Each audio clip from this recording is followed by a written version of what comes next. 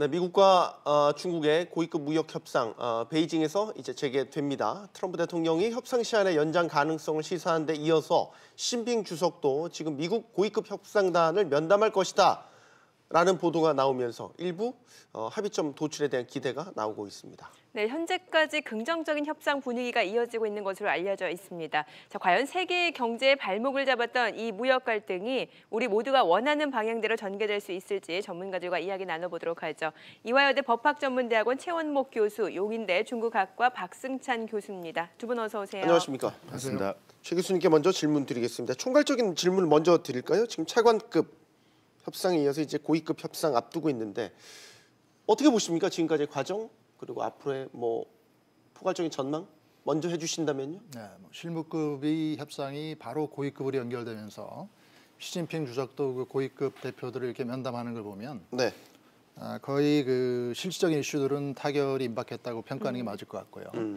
다만 이제 구체적인 이행 보장 장치 이런 거를 문서화해서 협정을 한다든지 공동선언을 한다든지 하려면 최소한 한 문구 수정도 해야 되고요. 네. 의회와의 또 교감도 있어야 되기 때문에 한 달 정도 기간은 걸리기 때문에 한 3월 한 말쯤에는 아마 타결 선언이 있을 거라고 저는 판단하고 있습니다. 어쨌든 순항하고 있는 것으로 본다라고 보시는군요. 네.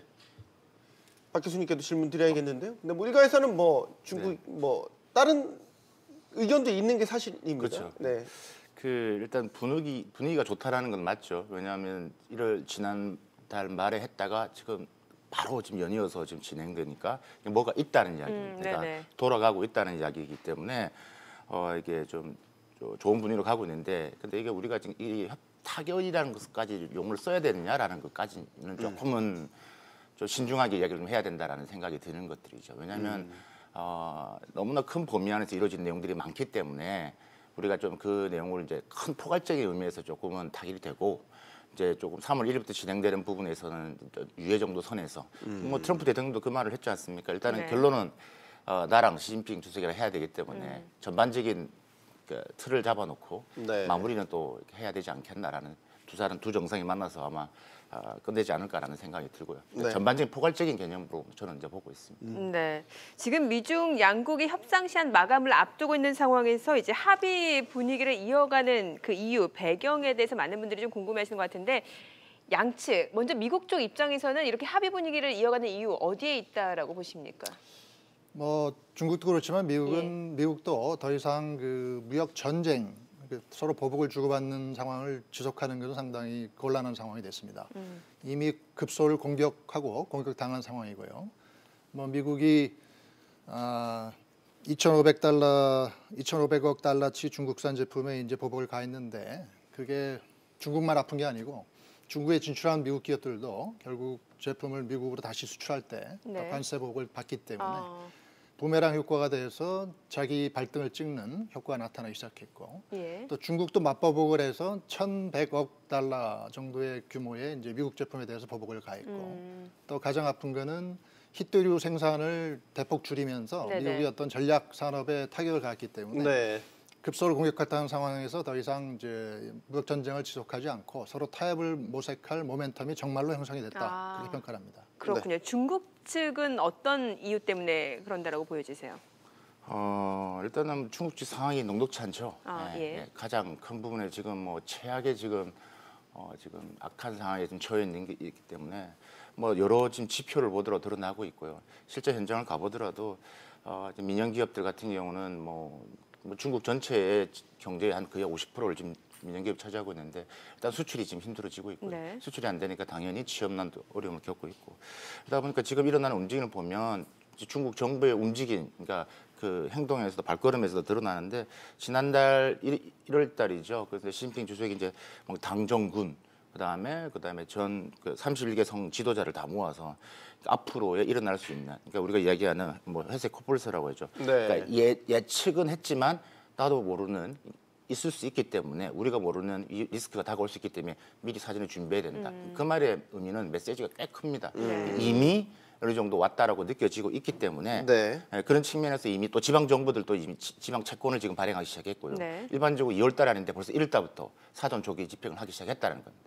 그러니까 움직임이 빨라지고 있단 말은 어느 정도 타결을 준비하지 않으면 중국 자체도 이제 어려움이 가장 힘든 한 해가 될 거라고 알고 있기 때문에 또 네. 3월 5일 전인대도 있기 때문에 네. 그러니까 여러 가지 이런 이벤트들을 같이 해결해야 되겠다는 큰 또 사명감이 있는 거죠. 일단 전체적인 분위기는 나쁘지 않은 그런 상황에서 이제 고위급 무역 협상단의 협상이 시작되죠. 지금 베이징에 고위급 협상단 도착했다고 전해지고 있고요. 이번에는 그러면 중국 현지로 직접 연결해서 현지 분위기 한번 들어보도록 하겠습니다. 중국 베이징 GN 컨설팅의 이재민 대표 연결돼 있는데요. 안녕하십니까? 안녕하세요. 안녕하세요. 안녕하십니까, 이재민입니다. 네. 현지에서 미중 무역 협상과 관련된 분위기나 상황을 좀 전해주신다면요. 어떻습니까? 네, 일단은 협상 대표단에 방문을 놓고요. 미 고위급 인사가 협상일 전에 도착한다는 것이 중요한 협상임을 의미하는 것이다 라면서 미중 무역 전쟁 해소 가능성이 조심스럽게 점쳐지고 있습니다. 또한 트럼프 대통령이 베이징 협상 결과에 따라서 90일 무역 협상 기한을 연장할 의사를 밝혔다면서 시정석과의 만남이 이루어질 경우에 무역 전쟁 종식에 좋은 결과가 될 수 있을 것이라는 그런 전망도 함께 나오고 있습니다. 현재 관세 인상 시한인 3월 1일까지 합의 도출하기 위해서 협상을 서두르고 있는 그런 과정 중에서 계속적으로 양측이 의견을 좁혀가고 있는 것이 아니냐라는 기대 섞인 전망도 나오고 있는 그런 상황 속에서 중국의 현재 경제 상황이 녹록지 않은 그런 상황이다 보니 미중 무역 전쟁 하루빨리 해소되기를 바란다라는 그런 목소리가 있습니다. 그렇군요. 자, 그럼 현지에서 실제로 미중 간의 무역 분쟁으로 인해서 중국 경제에 많은 영향을 입고 있다라고 체감을 하십니까? 네, 그렇습니다. 실제로 그 중국의 민영 기업들 특히 경영난 많이 악화되고 있습니다. 네. 2018년 한 해 중국 경제가 큰 어려움을 겪었는데 특히 많은 민영 기업들의 도산이 이어지고 이에 따른 실업자도 크게 늘었다라는 소식 전해지고 있습니다. 아직 도산했던 민영 기업의 숫자가 중국 당국에 의해서 구체적으로 밝혀지진 않았는데요. 일부 학자들의 경우에는 약 500만 개에 달할 것이다. 도산기업 500만 개에 달할 것이다라는 추정하고 있고 전체 기업 수 3천만 개 중에 500만 개라면 약 6분의 1이라는 굉장히 박대한 숫자의 도산이다라고 얘기하고 있는데요. 실제로 이 학자의 분석처럼 정말 이렇게 6분의 1씩이나 됐는지는 아직 확인할 수가 없습니다만은 상당히 쉽지가 않은 그런 상황입니다. 현실적으로 미국보다는 중국이 잃을 것이 많다라는 것이 중국의 고민이라고 할 수 있겠습니다. 최악의 경우에 만약에 판을 띄고 중국이 미국의 폭탄 관세로 반격에 나선다 할지라도 네. 중국이 대응할 수 있는 총 품목의 액수가 1,300억 달러 정도에 불과하는데요. 미국의 경우에는 쓸 수 있는 무기가 이것의 거의 한 4배 정도가 되는 약 5천억 달러 수준이 되기 때문에 네. 보복 관세라는 싸움이 될 수 없다라는 그런 상황. 따라서 무역 전쟁이 계속된다고 하면 중국으로서는 상당히 어려울 수밖에 없다라는 그런 얘기가 나오고 있습니다. 그렇군요. 특히 중국이 중속 경제 성장의 시대에 들어가면서 6%대의 성장을 피할 수 없는 그런 상황이었는데 이런 상황 속에서 무역 분쟁이라는 새로운 이슈까지 등장하고 조기에 해결되지 않는다면 어려움은 더욱더 가중될 것이라는 그런 우려가 나오고 있습니다. 네.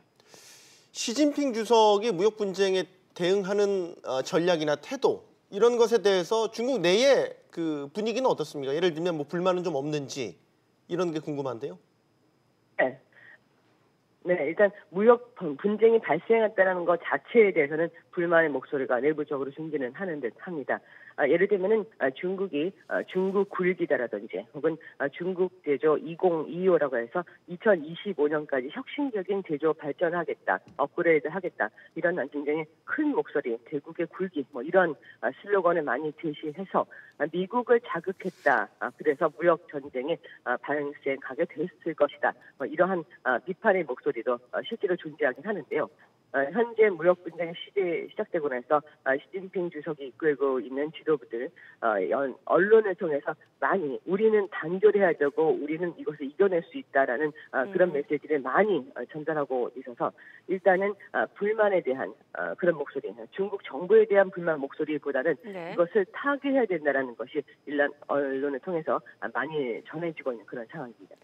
미국에 대한 반감 분위기도 지금 확산되고 있습니까? 네, 그렇습니다. 뭐 아무래도 영향이 있기도 하고요. 예를 들면은 그 화웨이와의 또 애플과의 두 비교를 놓고 우리가 많이 위협을 받고 있기 때문에 애플 핸드폰을 사는 사람은 굉장히 나라에 좋지 않은 일을 하는 사람이다. 매국노다. 뭐 이런 얘기를 하는 분들도 네. 있기는 합니다. 그래서 화웨이가 반사 이익을 받기도 했다. 이런 얘기도 있긴 한데요. 하지만 그런 것에 대해서 미국에 대한 전반적 반미 정서로까지 이어져 있지는 않습니다. 실제로 굉장히 중국 입장에서 봤을 때는 미국을 대표하는 굉장히 거대한 그 커피 브랜드가 있죠. 커피 그 프랜차이즈 브랜드가 있는데 네. 그 매장을 보면 아직도 많은 사람들이 굉장히 많이 몰려 있는 것 그리고 미국의 물건들을 계속 사용하고 있는 것을 볼 수 있습니다. 네네. 전반적으로 어떤 그 나라에 대해서 뭐 일본이나 한국이나 이런 그 반대의 감정이 있을 때 그 나라에 대한 전면적인 어떤 그 불매운동이 이루어졌던 그런 모습이 미국에 현재까지 적용되고 있지는 그런 않은 상황이고요. 어찌됐든 미국은 예전부터 중국이 생각하는 굉장히 큰 경쟁 국가였습니다. 하지만 경쟁을 하면서도 같이 협력을 할 수밖에 없는 그런 상대라고 생각을 하고 있고 실제로 중국에 있는 많은 투자자라든지 아니면 유학생이라든지 실제 미국에 많이 나가 있고 또 미국에 대해서 많은 공부들을 하고 있는 그런 상황이기 때문에 전반적 반미 감정까지 이어지지는 않습니다. 다만 중국에서 미국으로 여행을 가는 사람이 줄었다든지 아니면 항공편의 예약률이 예전보다 확실히 줄었다는 것은 뭔가 미국을 바라보는 입장에서 많이 위축되어 있고 조금 경계되어 있는 그런 목소리 또 눈빛들 볼 수 있습니다. 네. 알겠습니다. 자, 오늘 말씀 여기까지 듣겠습니다. 잘 들었습니다.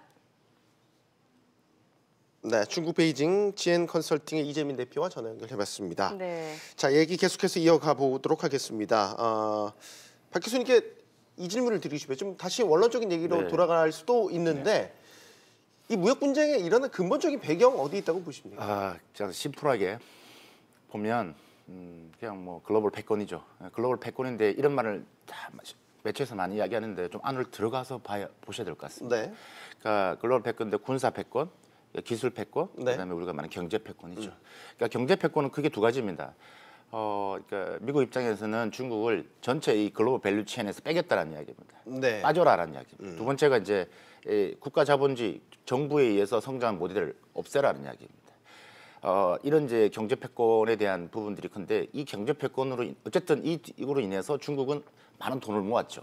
막강한 외환 보유고를 통해서 벌은 돈을 가지고 군사 굴기를 냈습니다. 네. 그러니까 패권까지 온 거죠. 그다음에 넘어서 우리가 하는 기술 패권이죠. 기술 패권이 지금 현재 마지막 조율을 하고 있는 지금 협상을 하고 있는 뭐 지재권이든 부분에서 다 아주 핵심 부분들 기술 패권의 부분들입니다. 그래서 우리가 지금 이런 전체적인 프레임, 미국이 짠 프레임 속에서 같이 이 안에서 놀아야 되는데 그전에도 우리가 군사 패권에서 구소련도 그랬고요. 경제 패권에서는 이제 일본이나 독일도 그랬습니다. 근데 중국이 그 룰을 지키지 않고 벗어나오고 있는 것들이죠. 결국 이런 틀 안에서 이제 뭐 트럼프 대통령이 됐고 민주당도 그러니까 무기나 하에서 본격적인 이제 게임이 벌어진 것이다라고 보시면 되겠습니다. 그렇군요. 최 교수님께도 의견 들어요. 네, 저도 뭐 동의하고요. 원래 그 패권 전쟁은 20-30년은 갑니다. 그래서 뭐 일본과 미국도 그랬고요. 미국과 소련 간에는 한 50년 갔고요. 그래서 이번에 전투는 뭐 3월 말로 종료가 되더라도 내년 말에 11월 달에 또 미국 대통령 선거가 있기 때문에 또 한 번 경제 보복을 이제 무기로 무역 보복을 무기로 이제 외교 정책까지도 하면서 국내 지지층을 얻으려는 트럼프 대통령의 노력이 있을 거고 그럼 또 다시 이제 미중 전투가 또 시작이 될 것 같고요. 그래서 계속 일시적인 휴전이 있을 뿐이고 계속 그 무역 보복을 통해서 G1과 G2 간의 패권 싸움은 계속 될 것 같고요. 뭐 중국은 그동안에 무역 전쟁에서 상당히 과도한 성과를 거둔 측면이 있는데 이번에 그거를 조금 인정하면서 그걸 일부분을 이렇게 돌려주면서 미국에 시간을 벌고 조금씩 단계적으로 이렇게 양보하면서 미국의 4년 주기의 그 선거판의 약점을 좀 이용하면서 정치적 약점을 이용하면서 생존의 좀 묘수라 그럴까요? 이걸 좀 배워나가는 두 나라 간의 게임이다. 저는 그렇게 평가하고 있습니다. 알겠습니다. 지금 미중 간의 무역 분쟁에 있어서 환율하고 중국의 금융시장 개방 이런 이야기도 거론되고 있다고 하는데 이거는 그럼 어떤 의미로 받아들이면 됩니까? 그래서 이제 무역 전쟁에서 시작을 했는데요. 기술 전쟁으로 화웨이 부회장을 체포하고 이전했다가 이번에 이제 환율 전쟁까지 어떤 전쟁터를 이전하고 있는 거죠. 그래서 관세 보복을 해서 무역 보복을 했는데 작년 7월에 근데 그게 효과가 별로 없었어요. 오히려 중국의 미국 수출이 좀 더 늘어서 미국의 적자 폭이 더 늘었습니다. 그래서 예. 이래서 안 되겠다 해서 미국이 화웨이라는 기술 탈취를 이유로 화웨이 기업의 그 부회장을 체포하는 어떤 직접 그 전략 타격을 하는 기업을 그런 전략을 바꿨는데 환율 전쟁까지도 이게 이어져야 된다고 미국은 보고 있습니다. 왜냐하면 무역 보복을 해서 관세를 올리더라도 중국이 환율을 좀 조작해서 그 효과를 다시 무마시키면 별 효과가 없기 때문에 결국 환율까지도 중국이 조작하지 못하도록 해야만 전체적인 이제 전쟁이 미국에 유리한 판으로 가기 때문에 환율 문제를 꺼내면서 이번 어젠다를 올려서 그 세계를 일괄 타결하는 그런 수순을 밟고 있다고 봅니다. 네. 조금만 말씀을 드리면 위안화 그러니까 우리가 평가 절하를 통해서 지금은 이제 그 균형을 맞추고 있는데 그렇죠.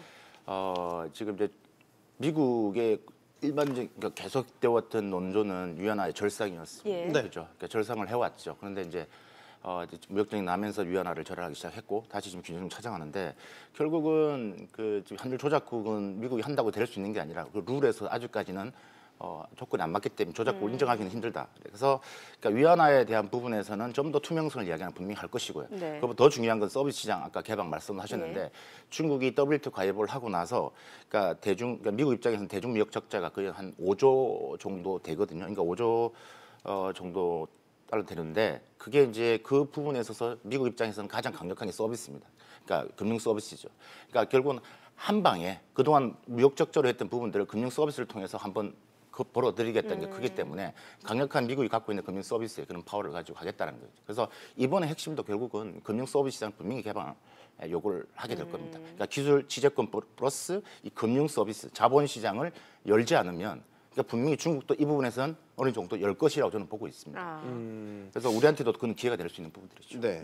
지금 분위기가 좋다고 하니까 이제 뭐 3월 타결 가능성, 기대감이 이제 솔솔 다시 풍기고 있는 그런 상황인 거고. 근데 이게 이제 패권 싸움이라는 측면에서 본다면 아까 최 교수님 말씀하신 것처럼 20-30년 그렇게 간다고 본다면 만약에 3월에 미중 무역 협상이 타결이 된다고 하더라도 이 전쟁이 끝나는 거냐라는 거에 대한 근본적인 의문은 다시 가질 수밖에 없을 것 같아요. 최 교수님 먼저 답변해 주십시오. 네, 그래서 일시적인 휴전이 두 나라 간에 불가피하기 때문에 그 근본적인 문제를 전부 해결할 수 없다는 걸 인정하고요. 3월에 서로 자존심을 세워주면서 효과적인 어떤 서로 원하는 걸 챙기는 그 과정을 이제 겪는데 무역 측면은 중국이 대폭 양보할 수 있을 것 같고요. 그래서 벌써 6년 동안은 1조 달러 정도의 미국 제품을 사주겠다 그렇게 중국이 일방적으로 얘기한 측면이 있습니다. 그리고 기술 전쟁 측면은 이제 지재권 절도라든지 또 기술 이전을 강요하는 중국의 관행이라든지 이런 거를 어떻게 효과적으로 국내법을 마련해서 못하게 하느냐 이제 그건데 지재권 절도의 정의를 어떻게 하느냐 상당히 어려운 문제고 기술 이전도 사실 기업끼리 정당하게 기술 이전 계약하는 것도 있거든요. 그래서 그 기술 이전을 과연 강요하는 그거의 범위가 어떠냐 이런 거를 또 기술 보조금을 얼마나 중국 정부가 주는 걸 미국이 견제할 수 있냐 그런 구체적인 방안을 이제 마련하는 게 굉장히 어려운데요. 그건 서로 이렇게 주고받는 작업이 진행될 것 같고요. 환율 문제가 가장 어려운데 환율은 중국이 사실 양보할 수 없을 것 같아서 환율 문제는 좀 미국이 좀 몰래 입장을 조금 양보하는 그래서 무역 전쟁은 중국이 양보하고 환율은 좀 미국이 양보하고 기술 문제는 서로 타협하는 그런 모달러티로 협상이 타결되고 또 내년 대통령 선거 직전에는 이제 환율 문제까지 다시 꺼내서 또 이번에 합의한 거를 구체적으로 이행하고 있느냐 하는 이행 문제까지 꺼내서 다시 한번 전쟁이 발생할 거라고 저는 그렇게 예측하고 있습니다. 일각에서는 이번 협상 과정을 보면서 시진핑의 굴욕이다 뭐 이런 식의 얘기를 하는 사람들도 있어서 전반적으로는 중국이 많이 양보하는 분위기잖아요. 그럴 수밖에 없죠. 지금 중국은 그동안 돈을 벌어왔던 나라이기 때문에 양보를 해야 되는 입장입니다. 근데 그 적정선이 어디냐라는 것들이죠. 그러니까 두 나라의 미중 무역 전쟁은 아까 말씀하셨다시피 전반적으로 포괄적인 협의는 되되 지금처럼의 계속 트러블이 일어날 수밖에 없다. 그러니까 우리가 이야기하는 계속 프레넘이죠. 적과의 동침을 계속 친구이자 적이 되는 부분들은 이 틀은 계속 가져갈 수밖에 없다라는 게 일반적인 저는 생각이고요. 조금 전에 이제 지재권 기술을 말씀하시는데 지금 현재 그러니까 베이징에 일어나고 있는 가장 핵심은 지재권인데 많은 매체에서 큰 틀에서만 이야기하는데 제가 볼 때는 지금 이제 미중 간에서 한 아젠다가 한 140가지가 넘는데요. 한 네. 40% 이상까지 어느 정도 합의가 도출됐다라고 저는 이제 들었는데 지재권 기술 부분에서 하는 부분들이 크게 한 4-5가지가 있습니다.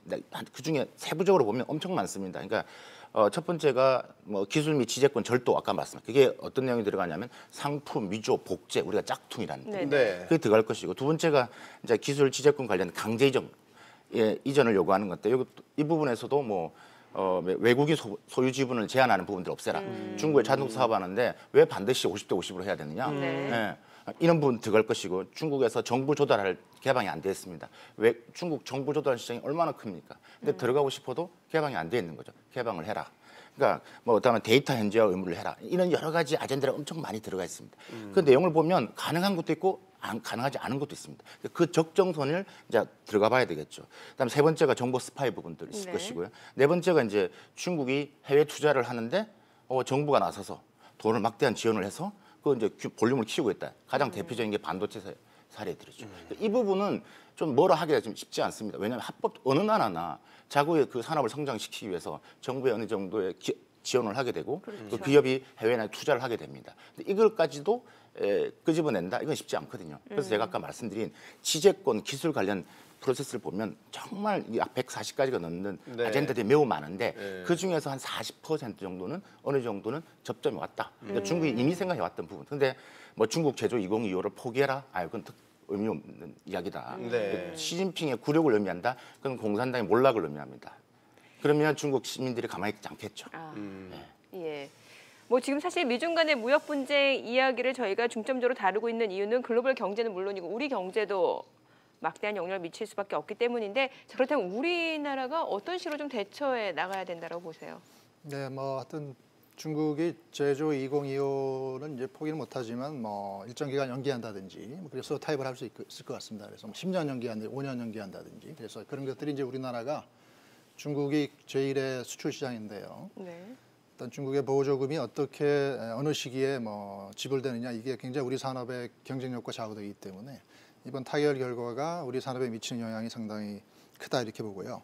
기본적으로는 이제 우리가 너무 사실은 반도체라는 제품에 너무 수출에 의존하는 측면이 있고 또 시장도 일부 시장에만 의존하는 측면이 있어서 수출 제품을 좀 다양화하고 또 수출 시장도 좀 다변화하는 노력을 기울여야 되고요. 그래서 지금 정부가 추진하고 있는 뭐 신남방 정책, 신북방 정책 다 좋습니다. 네. 근데 그런 것들이 좀 실질적으로 수출을 다변화할 수 있는 성과를 거두도록 민관이 좀 노력해서 성과를 내야 될 것 같고요. 근데 또 중국 시장도 앞으로는 제1의 시장이 될 거기 때문에 포기할 수 없기 때문에 우리가 너무 이렇게 미중 전쟁이 우리 기업에 너무 이렇게 위기 요인이다라고 피해 의식에 젖을 거는 아니고 그게 또 기회 요인으로 작용할 수 있다고 봅니다. 그래서 중국 시장이 금융이나 서비스나 이런 부분이 또 미국에 의해서 개방이 되기 때문에 그 반사 효과로 우리 기업들도 지출할 수 있는 측면이 있고 지재권 보호가 강화된다든지 기술 이전을 강요하는 관행이 좀 줄어든다든지 뭐 그런 측면은 우리 기업들이 어떤 그 지재권 위주의 산업이라든지 네. 또 우리 기술을 중국으로 그 로얄티 수출할 수 있는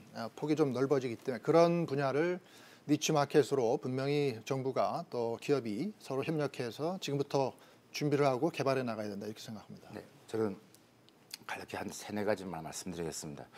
첫 번째가 미중 간에서 포지셔닝을 잘해야 됩니다. 분명히 우리가 화웨이 사태에서 보다시피 미국은 이런 논조죠. 화웨이 5G 장비를 쓰면 국가 정보를 노출하는 것이다. 네. 결국 이런 잣대가 한국에 오면 결국 두 중에 또 하나를 선택해야 되는 문제가 있다. 그러면 잘못 선택하면 또 우리가 제2의 또 사드 사태가 될 수 있기 때문에 미중 간 포지셔닝이 중요하다는 이야기. 두 번째 같은 경우는 저는 어떻게 보면 이번 미중 이 무역 이 분쟁이 결국 우리 기업들한테는 중국 진출의 두 번째의 기회가 다가온다. 그러니까 자연스럽게 우리가 말을 못했던 부분들, 중국 시장의 투명성이 제고가 될 것이고요. 시장의 여러 가지 규제적인 비관세 장벽들이 좋아짐으로써 우리가 들어갈 수 있는 더 좋은 기회가 있을 것이다라는 부분들. 그러니까 세 번째 부분에서는 북한을 좀 지렛대로 활용을 해야 됩니다. 북한 지렛대로 활용해서 한국의 밸류업 전략이 필요하다. 그러니까 우리를 필요하게끔 만들어가는 전략이 필요하다는 게 세 번째고요. 결국 네 번째는 이제 우리가 글로벌 밸류체인, 미국이 지금 밸류체인에서 중국을 빼내려고 할 때 네. 거기서 우리가 어떻게 포지셔닝 해야 될 것인지 그런 역할을 좀 촘촘히 만드는 게 중요하다라는 생각이 듭니다. 네. 자, 일단 미중 고위급 협상 또 계속해서 지켜봐야 될 것 같습니다. 박승창 교수, 최현목 교수와 이야기 나눠봤습니다. 두 분 고맙습니다. 잘 들었습니다. 감사합니다.